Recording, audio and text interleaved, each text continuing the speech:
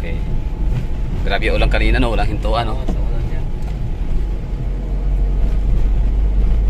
Ano daw may bagyo rito? Abot ba? O parang ano lang? Layo naman siguro yung bagyo. Di abot. Parang singaw lang, no? Oo.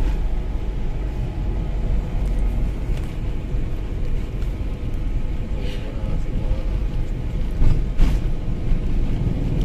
Hirap talaga mga ano, no? Taga Iloilo, maka-intindi ng Cebuano. Oo. Bisaya. I mean, Cebuano. Kasi Bisaya pa rin palang Iloilo. O pag Tagalog, mga dali lang Oo. maintindihan. Mas okay Tagalog.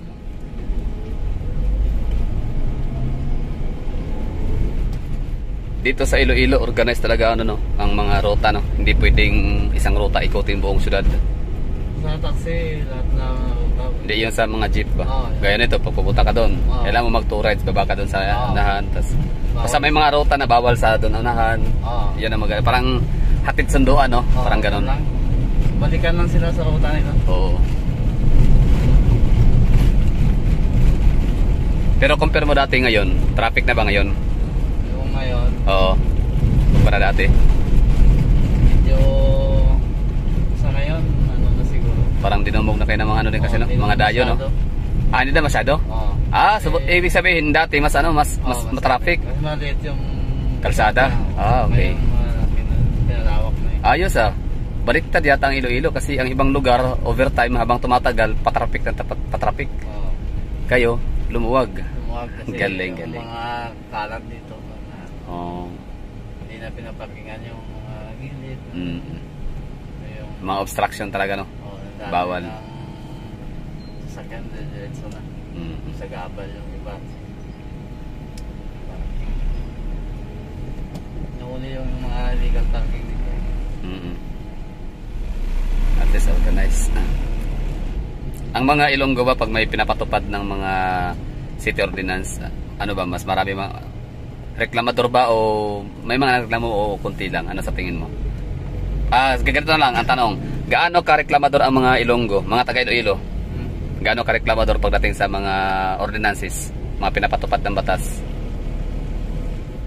Mga ilang percent? Example, ikaw, base sa sarili mo, kunyari may pinapatupad na traffic rules and regulations na ganito, bawal na. O ano sa tingin mo? Paano ka mag-react? Okay, aprobado ka ba? Support mo? O karamihan support or karamihan reklamo? Sa akin ka mabubuti, okay din naman ako. Okay ka. For example, kung may mga city ordinance na pinasa ang Iloilo City. Anong ordinance doon ang medyo disgusto mo or parang disagree ka? Pero syempre wala magawa, parang disagree lang. Dumating sa point na parang kung ikaw yung masusunod lang sana, parang ayaw mong sundin, ayaw mong ipatupad yun. Ano yun, example? Sa traffic, bilang driver, sa traffic lang. Traffic rules and regulations. Sa highway, ganun, daan. Wala akong masabi na. Wala naman, no? Oo. Sige, sa jeep modernization, ano sa tingin mo? Yung mga bus yung ngayon, yung Mm. mga ano nila. Ano nila kasi yung bus nila.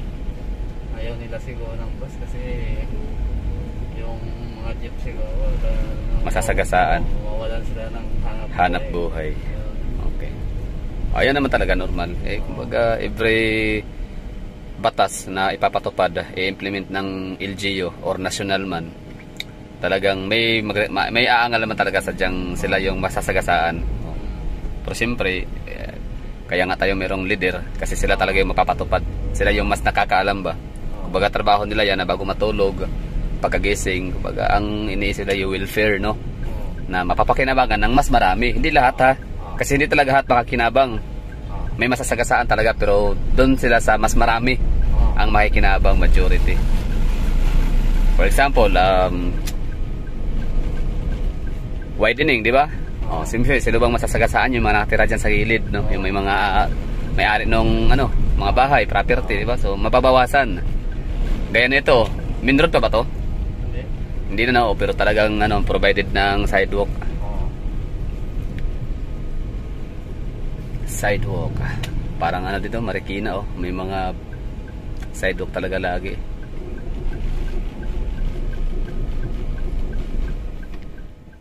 Oo nga pala, it's my first day sa aking third time around in Iloilo City. Ibig sabihin, pangatlong balik ko na to dito sa Iloilo City, and ito yung pang-unang araw ho natin. Pero wala ho tayo nakikitang araw kasi ito ay maulan, as in parang may low pressure area yata some part of eastern part of Philippines, Luzon and Visayas. So dito sa Iloilo parang meron lang siyang konting low pressure area, or parang parang meron siyang konting pag-ulan, no? Pero wala talagang nito, masyadong araw. So in short say, makulimlim. Nagtataka ko dito, bakit parang traffic na yata sa area. So yan pala, ito pala ay hapon, alas 6 na ng hapon habang aking binablog ko ito. And bakit hindi ako nakaalis ng umaga? Di ba dapat magimaras ho ako? So ang sagot is hindi ako nagimaras nito, bukas na lang, kasi mayroon akong dalang drone. So hindi ako makapag aerial shots sa Gimaras kasi maulan. Yung Oton is magkabilaan yan, no? Oton tsaka Pabia. Magkabilaan. Oton is dito banda. Pabia dito. So parang nasa gitna ng Iloilo City. Pabia dito, doon yung Oton. Alin ang mas maraming ngayon under construction ng mga gusali? Pabia o Oton? Pabia. So dito ang Pabia, no? Pabia yung papuntang airport? Okay. Yung Oton is malapit sa dagat, tama? Paano makapunta ang Oton? Sakay ka ng jeep na biyaheng Oton. Hindi kaya yung bus. So saan makikita yung yung jeep? Doon sa may Muhon yata yun. Muhon? So galing doon sa sinakyan kung saan pinara kita. So sasakay ko ng jeep doon papunta, saan bababa? Dalawang sakayan ba yun? Okay lang. So saan ako sasakay nun? Sakay ako ng jeep papuntang so pwede mo sakyan yung Liganes na jeep, o di kaya Haroliko. Tapos Haroliko, tapos baba ako ng pagdating mo doon sa may Robinson, abang ka doon ng jeep na Oton yata yun. Tapos patid ka doon sa Muhon. Yun ay Oton na. May mall ba sa Oton? Meron, may isa doon. Okay. Pero hindi masyadong malaki. Kasi pa lang siya, small town pa lang. Pero na siya, parang expansion siya ni Iloilo City kasi. Expansion, yung hindi na kayang ilagay sa Iloilo City, doon na lang itatayo.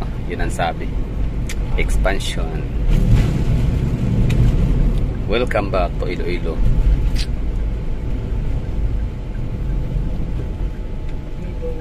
Gaya nun, ba't tinakpan yun?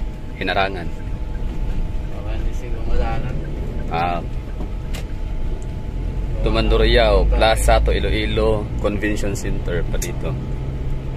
Parang ngayon ko pa ito napuntahan.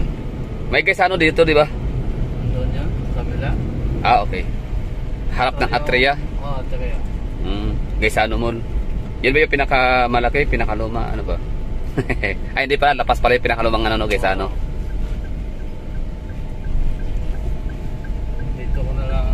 Ito yung airport road. Dati. Ito. Okay. Ito yung old airport.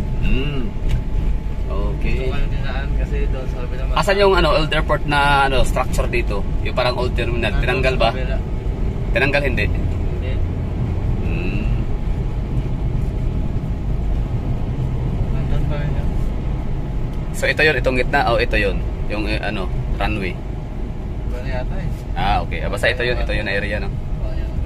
Na ginawang Mega World Avenue. Festive walk mo.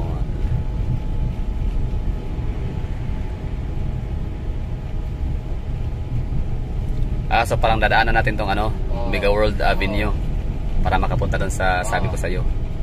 Inikot ko lang kayo. Tama. Sige, okay to. Tama rin tong ginawa mo para makita namin tong Ito yung festive walk. Festive walk mo, no? Wiper. Wiper mo na kuya para mawala yung fogs. Ay, smog. Anong tawag dyan? Fog. Festive walk, Iloilo. Ganda.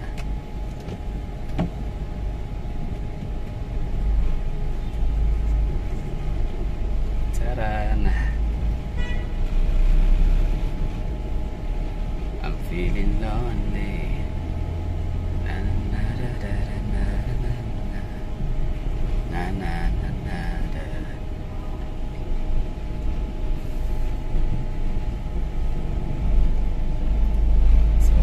tayo. Parang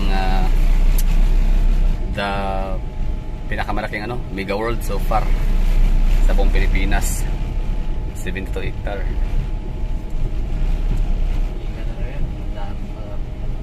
Oh. Tsaka ganda ng design dito ng mega world ng building nila. Which is common kaya talaga yan, mega world. Dagdag pa sila ng dagdag yung oh, dito ako nung November. Sabi nung dito yung mga marshal, nasa mga 20% pa lang daw yung dito, yung nagamit na na lote. Oh, nasa 20% pa lang. So out of 72%, ibig sabihin mga ilang nasa mga 30 hectares, parang ganun. So ibig sabihin marami pa itong mga bakante na hindi pa natayuan ng usali. Iloilo Convention Center. Tapos yun ang i-extend pa yung Oton tsaka Pavia. Tatayuan nila ng mga doon, mga ganda din. Di ko alam kung mega world din ba. Galing. Metro Iloilo na, Metropolitan. Welcome to Metropolitan Iloilo.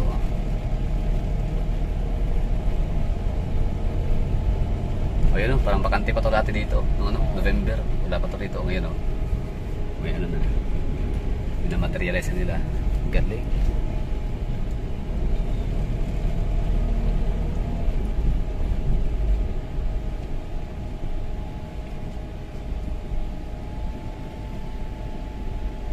Tapos dun sa kabila Ayala, Atria.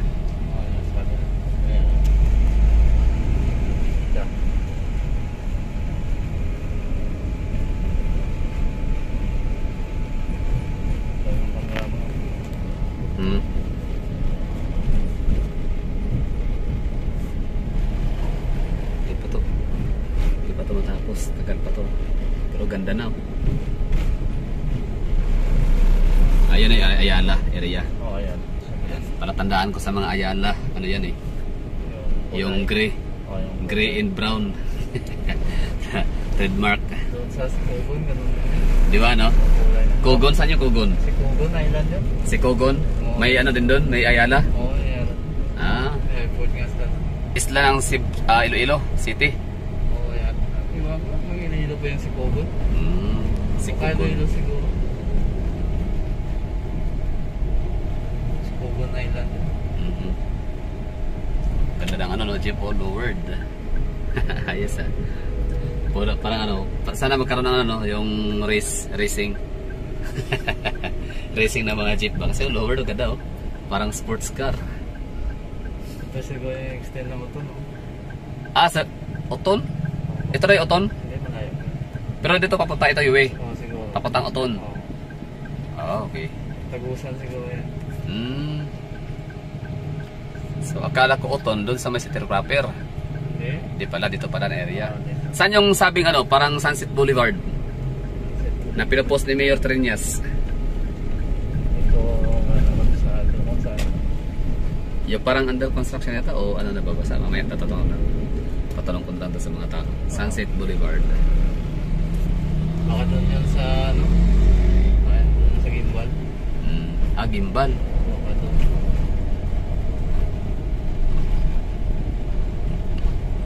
I'm feeling lonely when you're holding up to Doon na kasi doon yung dagat Fast break means Aros Goto, Batchoy, Pares Reterito,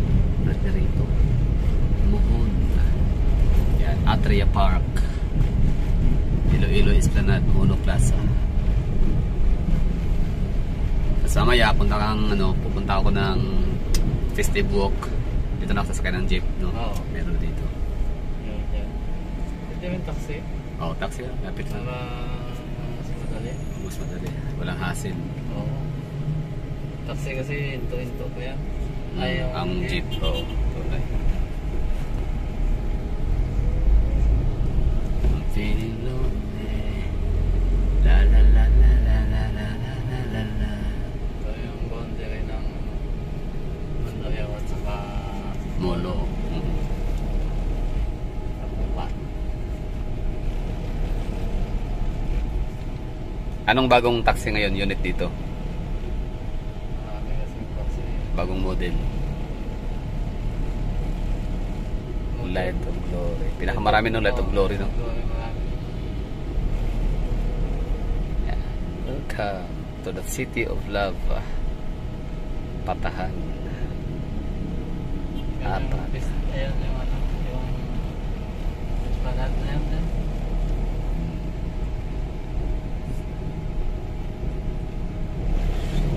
Welcome to Smoke Free, Iloilo City. So, bawal din ang sigarilyo dito, no?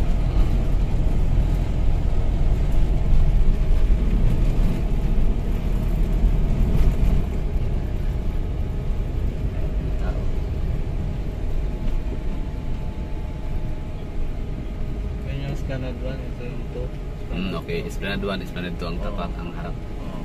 The Medical City, Iloilo.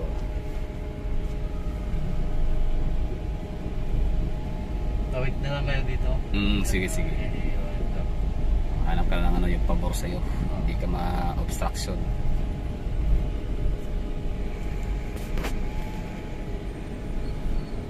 Waving back to see things right.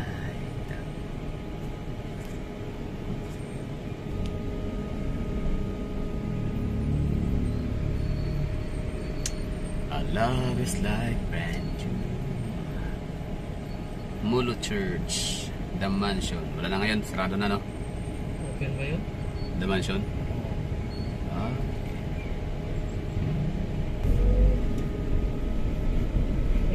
10 yata yung ano? 8 or 9. Ng gabi. Oo. Sa Okay. ano yan.